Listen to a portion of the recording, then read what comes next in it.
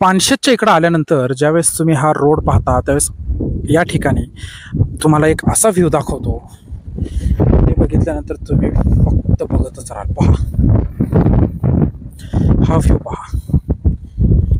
Camera या मध्ये जे दिसतंय त्यापेक्षा कितीतरी भारी इथं प्रत्यक्षात आल्यावर आपल्याला कळेल.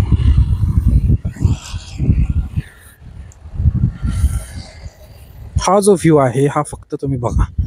या ठिकाणी आल्यानंतर तुम्हाला शांततेची अनुभूती होईल. आणि हे जे चित्र आहे हे आपल्याला कुठं पाहायला मिळणार आहे? म्हणजे बघा ना, ही झाडं पलीकडे जर पाहिलं, मी तुम्हाला झूम करून दाखवतो. विहीर पहा, या गायी अशा चरताना, तिकडे म्हशी आहेत दूरवर पहा, डोंगर डोंगर रांगच्या उंचच रांगा.